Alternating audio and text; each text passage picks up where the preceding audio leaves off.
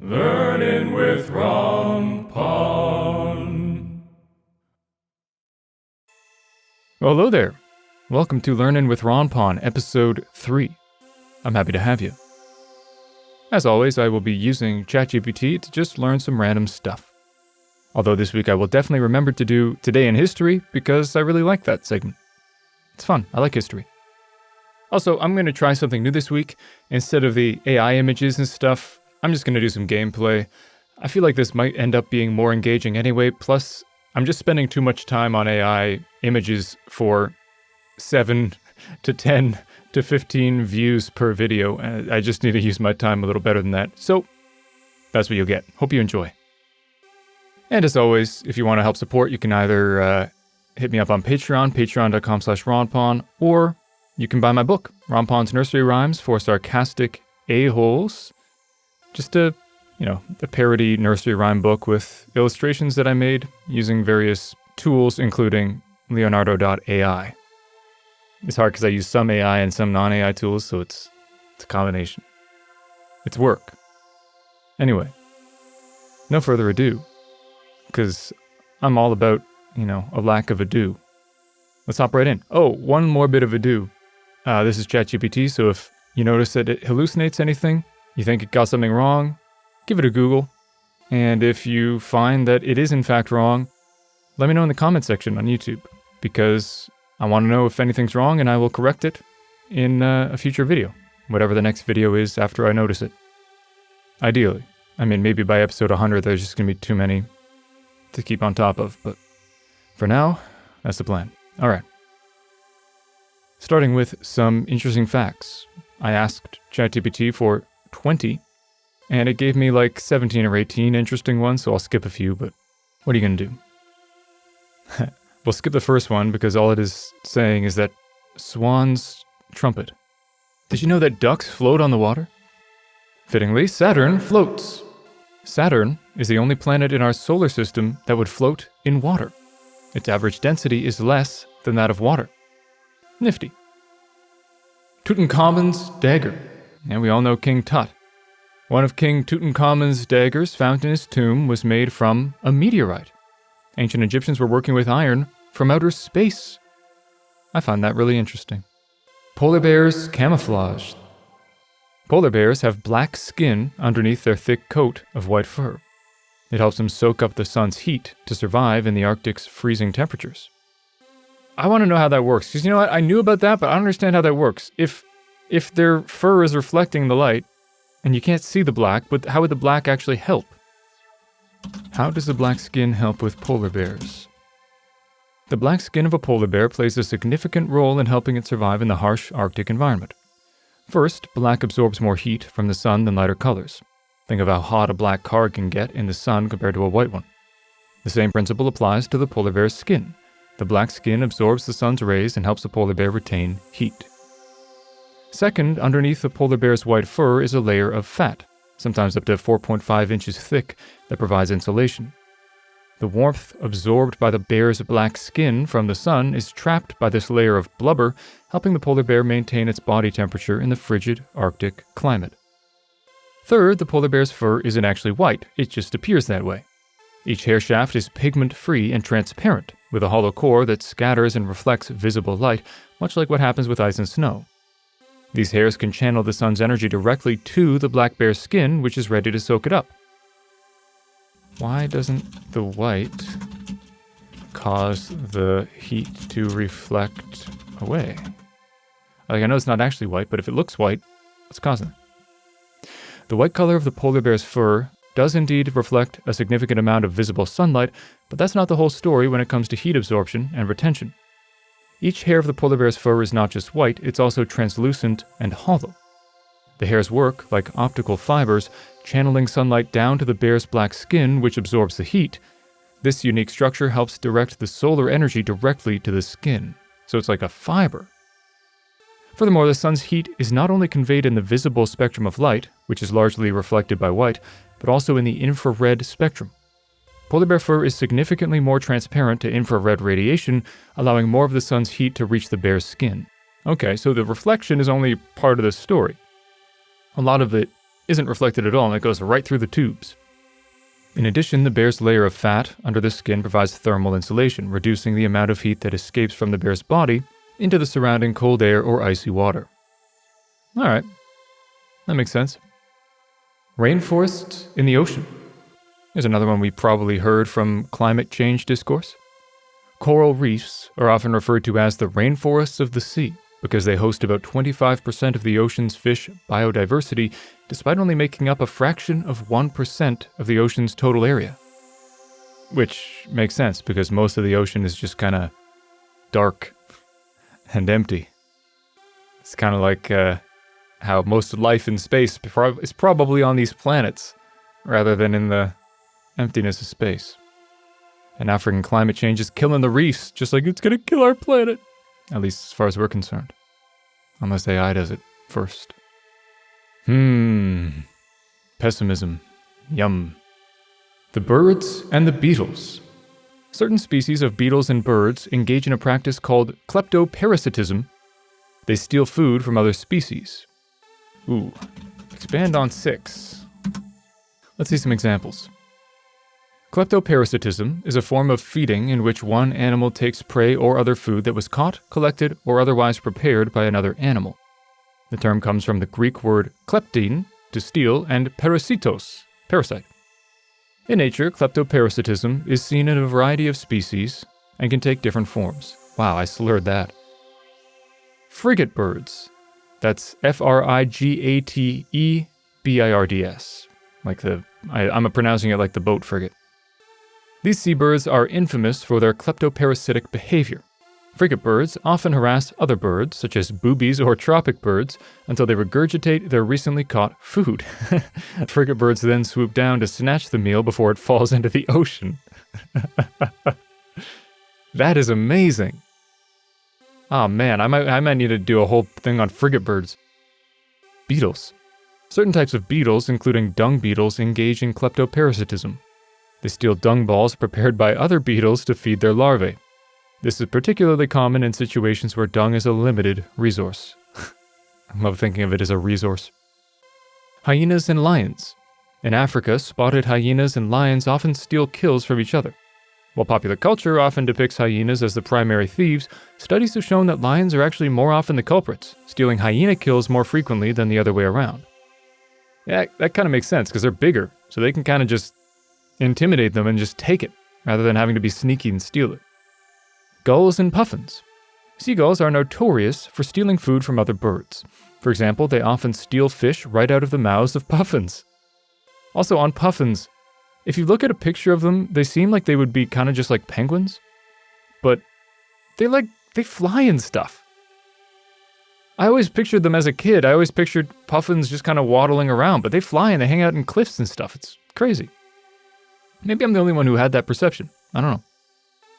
Arctic squaws. That's S-K-U-A-S. These birds are known as pirates of the seashore because they chase other birds like terns or puffins, forcing them to drop their catch. That's awesome. I want to learn more about frigatebirds, though. I love that. Frigatebirds are a family of seabirds found across all tropical and subtropical oceans. They're known for their distinctive appearance and remarkable behavior. Here are a few interesting facts about them. Appearance and characteristics. Impressive wingspan. Frigatebirds have the largest wingspan to body weight ratio of any bird. This allows them to stay airborne for extended periods, even several weeks at a time. Distinctive red gular sac. G-U-L-A-R. Male frigatebirds have a red gular sac, a balloon-like organ of the throat, which they can inflate to attract a mate. This bright red sac is highly visible when inflated and forms an impressive display during mating season. Dark plumage. Frigatebirds have predominantly black plumage with iridescent feathers that shimmer with green, blue, or purple hues in sunlight. They have deeply forked tails and long hooked beaks. Behavior and diet. Kleptoparasitism. Frigatebirds are famous for their kleptoparasitic behavior. They often steal food from other birds, such as boobies or tropic birds, by chasing them and forcing them to regurgitate their recently caught food. Frigatebirds then snatch the regurgitated meal in midair. We already heard that, but it's funny. Despite their kleptoparasitic habits, frigatebirds do catch their own food as well. Their diet consists mainly of fish, squid, jellyfish, and other marine animals. However, they have short legs and cannot walk well or take off from a flat surface, so they avoid landing on the water. Reproduction and lifespan. Nesting habits. Frigatebirds nest in colonies, and males attract females by inflating their red gular sacs and vibrating their wings. Females lay 1 egg per breeding season, which both parents incubate and help to raise. Longevity. Frigatebirds can live for several decades.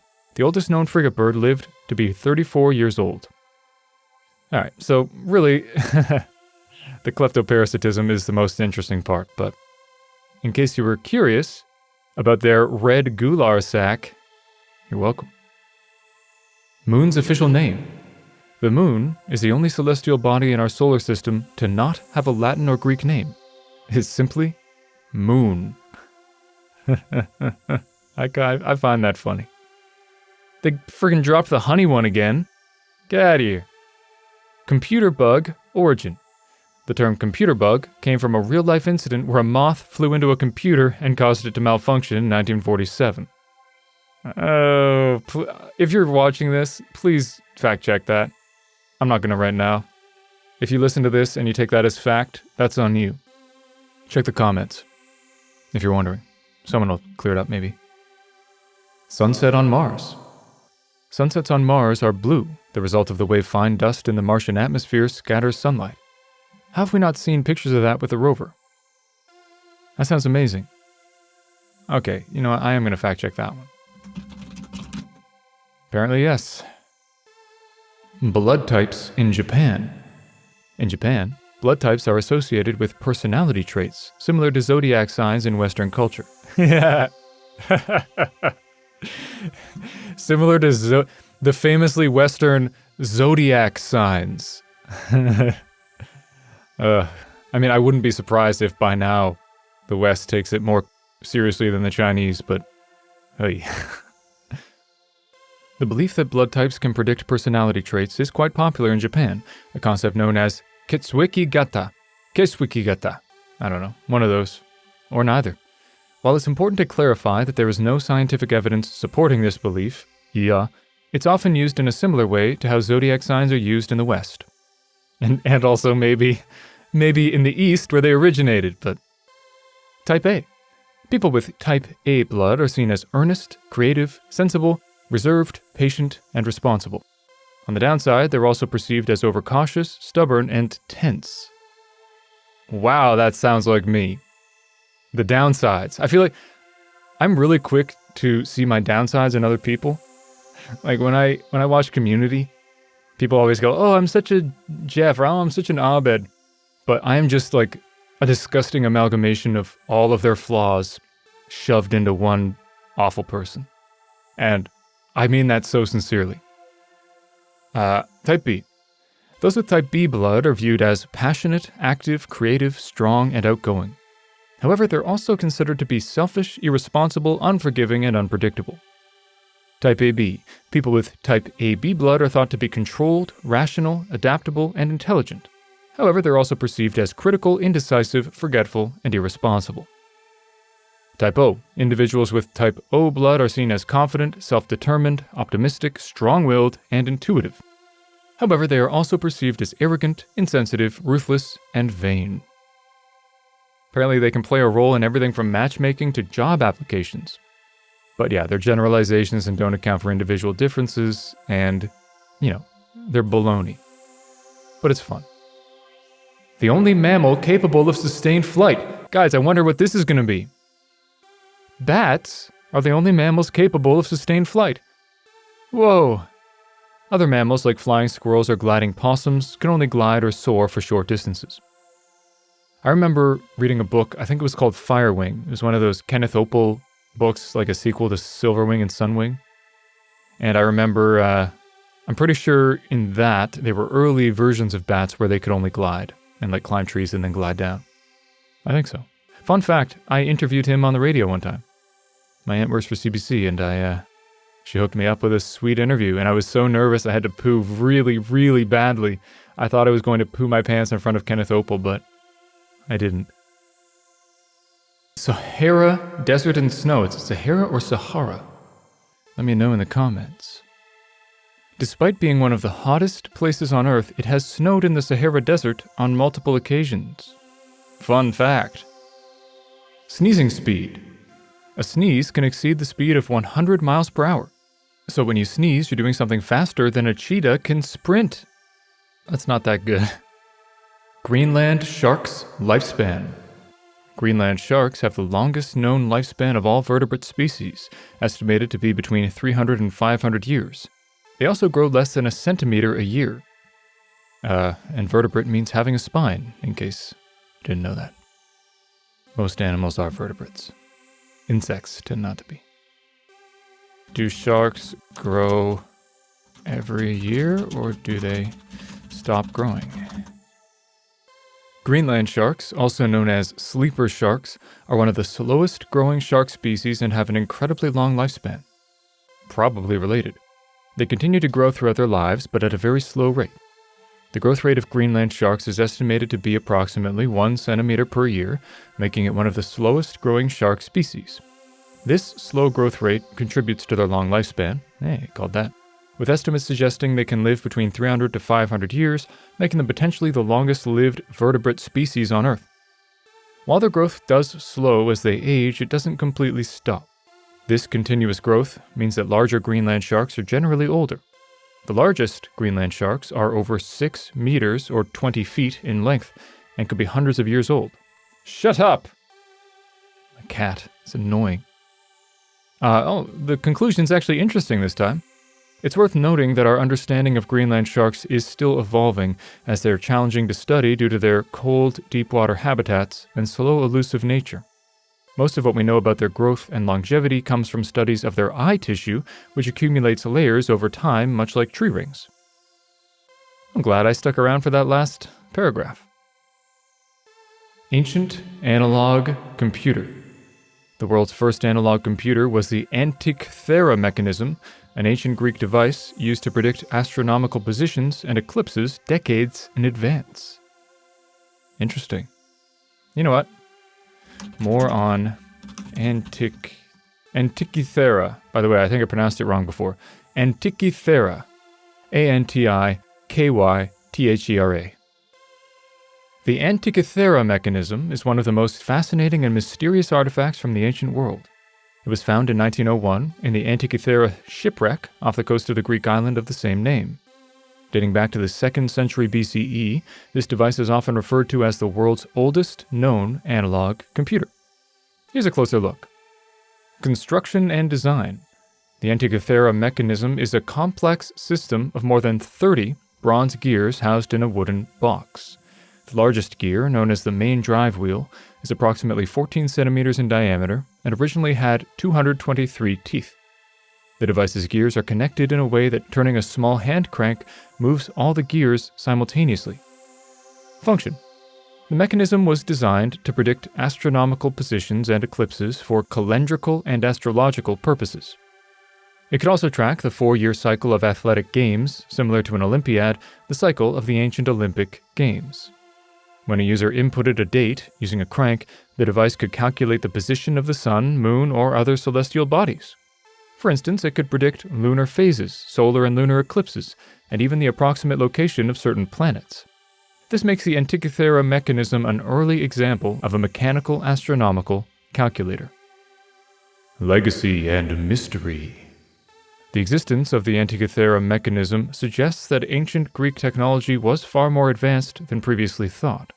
Its level of complexity wouldn't be matched for more than 1,000 years, making it a unique artifact in the history of science and technology. Despite our understanding of the device's purpose, many questions remain. Who built it? How is it used? And why are there no records of similar devices in the historical record are still mysteries. Some scholars have suggested it might have been used for teaching or astrological purposes, but the truth remains elusive. The Antikythera mechanism is currently housed in the National Archaeological Museum in Athens, Greece, where it continues to captivate historians, scientists, and the public alike. Alright. World's quietest room. The world's quietest room is at Microsoft's headquarters in Washington State.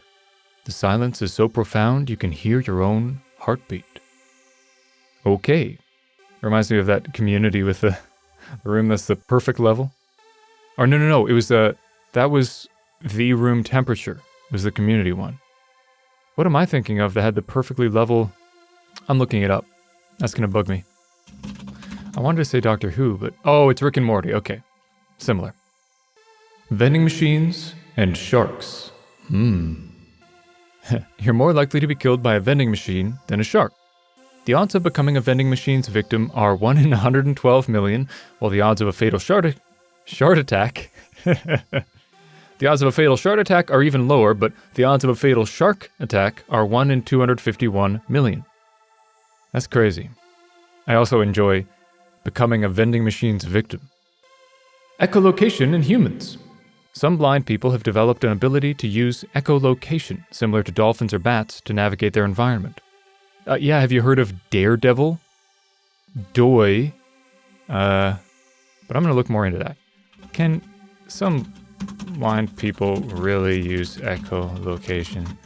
I've heard rumblings that that's a thing, but it just seems like the kind of thing where when you look into it, they're not really doing that. But who knows? Yes, some blind people have developed a technique known as human echolocation, which allows them to navigate their environment using echoes from mouth clicks or other noises. This method helps them perceive the location, shape, and texture of objects around them, providing an alternative way to visual perception. This remarkable ability is not entirely understood, but is believed to rely on adaptations in the brain, allowing it to process auditory signals differently. Individuals who use human echolocation often make clicking sounds with their mouths and listen for the echo that bounces back after the sound waves hit an object. While this might sound extraordinary, many blind individuals, particularly those who have been blind from an early age, naturally use echoes in this way to gather information about their surroundings, although they may not necessarily be aware that they're doing it. However, some individuals have honed this ability to an exceptional degree. For example, Daniel Kish, who has been blind since he was 13 months old, uses echolocation so effectively that he can ride a bicycle in unfamiliar places. That's insane. He teaches echolocation skills to other blind people through his non-profit organization, World Access for the Blind. That's really cool. So Daredevil ain't far off. And it makes sense, because I do know that, parts of the brain that go unused when you can't use your eyes anymore start to get borrowed by other senses.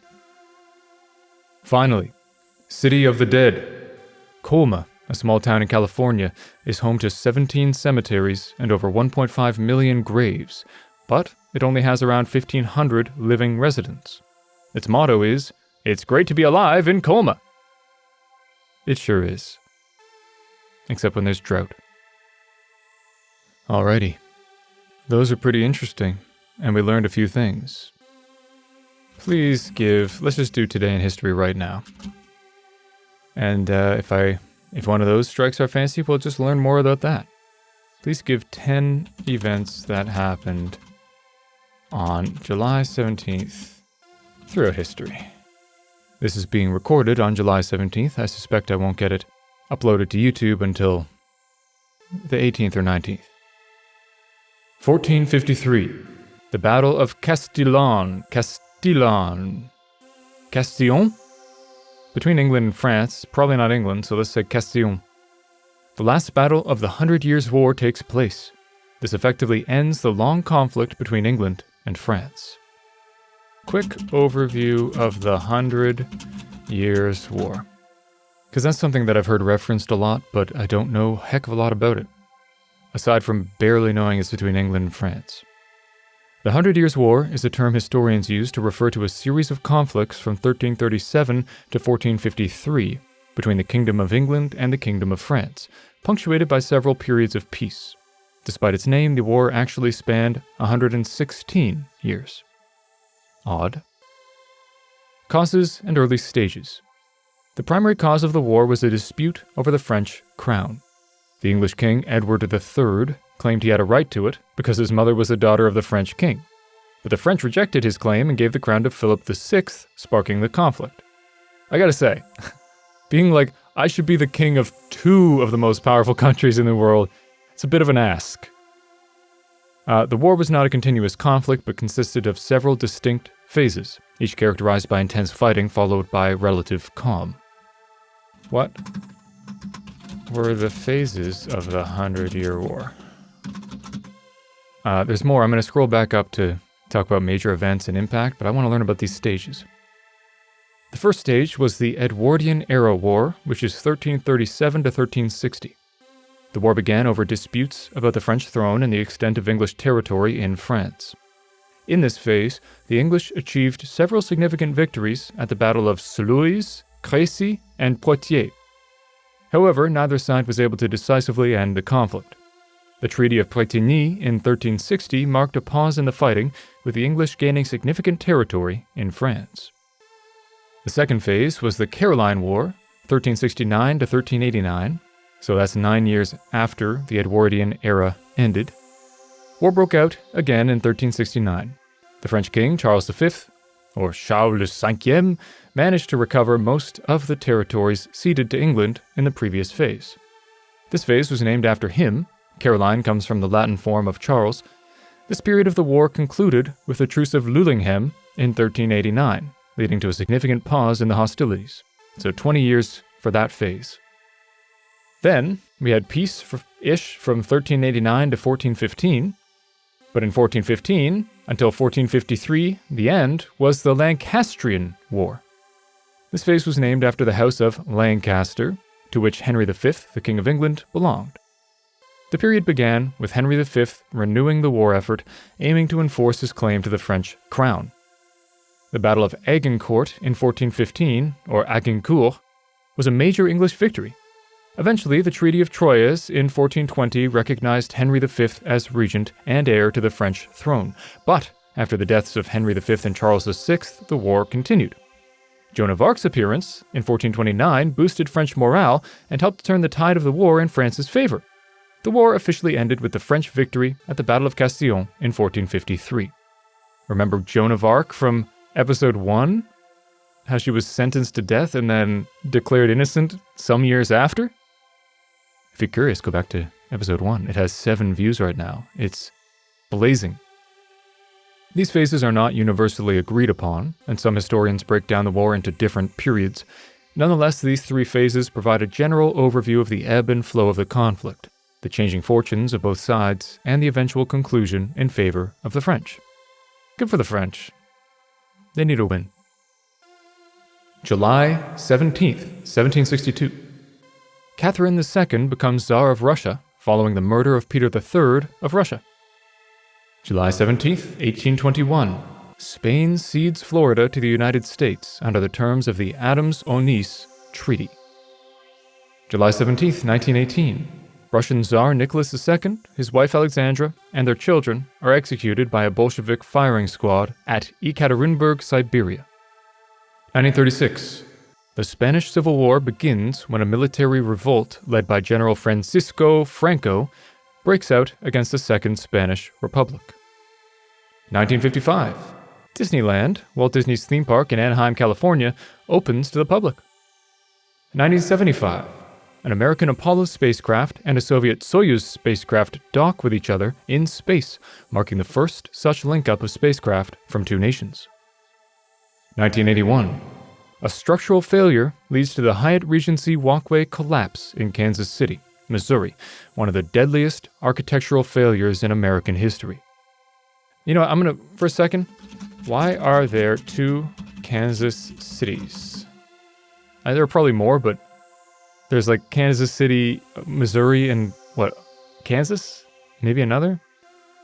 The existence of 2 Kansas cities, one in Missouri and one in Kansas, is a result of the region's history and geography. The Kansas River is a major tributary of the Missouri River, and where the 2 rivers meet, a settlement known as Kansas developed in the 1830s. This settlement, located in what is now the state of Missouri, was incorporated as the city of Kansas in 1853. Meanwhile, west of the Missouri River and across the state line in the territory of Kansas, which would not become a state until 1861, another settlement began to grow. This settlement was incorporated as the city of Wyandotte in 1859. That's W-Y-A-N-D-O-T-T-E. In 1886, the city of Kansas, Missouri renamed itself Kansas City. Then later in 1886, the city of Wyandotte and several smaller towns consolidated and decided to adopt the name Kansas City as well, creating Kansas City, Kansas. So Kansas City, Missouri predates Kansas City, Kansas, but both cities grew around the same time and in the same general area, hence the shared name. They're adjacent to each other, with State Line Road marking the border between the two. Today they function as two separate cities in two different states, each with its own government and city services. That, I think, is my favorite thing so far today. I really like that. I never knew why there were two, and it's interesting that they're just right across the river. Oh, okay. July 17th, 1996. Off the coast of Long Island, New York, Long Island, a Paris-bound TWA Flight 800 explodes, killing all 230 people on board. And on July 17th, 2014, Malaysia Airlines Flight 17, a Boeing 777, it's weird I called it a 777, a Boeing 777, crashes near the border of Ukraine and Russia after being shot down. All 298 people on board are killed. I feel the need to, add more gravitas when I'm talking about negative things like that. Which is weird, because I feel so much more gravitas talking about this crash, where 300-odd people died, than I do talking about the 100 Years' War, where so many more people died and suffered horrendously. Well, them's tricks. 10 quotes from various experts and thought leaders on artificial intelligence. That's my current obsession. It may be my final obsession. We'll find out. The new spring in AI is the most significant development in computing in my lifetime. Every month, there are... this sucks. 10 famous and... healthy eating. Let's say healthy eating. That way, some might be, positive and some might be anti-healthy eating. Let food be thy medicine, and medicine be thy food. Hippocrates, father of medicine. I don't think that'll work. It kind of sounds like Cartman shoving food up his butt so he'll poop out his mouth. To eat is a necessity, but to eat intelligently is an art. François de la Rochefoucauld, French author. The doctor of the future will no longer treat the human frame with drugs, but rather will cure and prevent disease with nutrition. Thomas Edison, inventor and businessman. And he's, hopefully right. We're just not there yet. Turns out nutrition's really complicated. And further complicated by various moneyed groups throwing their money around in order to change the science. Or hide the science. It's so hard to do this quote without doing the accent. You don't have to cook fancy or complicated masterpieces, just good food from fresh ingredients. Can you tell? Can you tell that's Julia Child? It is, though. I'll do Shakespeare, too. Fun fact, Shakespeare would have spoken with a rhotic accent, meaning he would pronounce his R's, so it'd sound more like this. Our bodies are our gardens. Our wills are our gardeners. William Shakespeare, playwright and poet. Probably wouldn't sound like that, actually. It was a weird... all the our things I probably messed up, so don't... I'm gonna stop the accents here. I'm gonna stop them on Gandhi. Player safe. Not going a poo up in here. It is health that is real wealth, and not pieces of gold and silver. Mahatma Gandhi, leader of Indian nationalism. Also a guy who didn't eat a whole lot, so I don't know why we're quoting him on healthy eating. The food you eat can be either the safest and most powerful form of medicine, or the slowest form of poison. Anne Wigmore, health and raw food advocate. Eat food. Not too much. Mostly plants. Michael Pollan, author and journalist. Healthy eating is a way of life, so it's important to establish routines that are simple, that should probably be realistic, and ultimately livable. Arthur Agatston, cardiologist and developer of the South Beach Diet. Eating well is a form of self-respect. Unknown. Who could it be? Is it me? It isn't. I have no self-respect. Anyway, let's call that enough for today. Nothing really stuck out for me. But there were some interesting things. I really liked learning about the Kansas Cities and the 100 Years' War. How about you? Let me know in the comments if there's anything you particularly liked. And as always, if you want to support me, patreon.com/Ronpon or Ronpon's Nursery Rhymes on Amazon. I'm doing other books too, but that's all that's out right now. Thanks for tuning in. Hope you enjoyed, hope you learned. As always, I have been Ronpon. Stay safe, stay sane, and stay learning.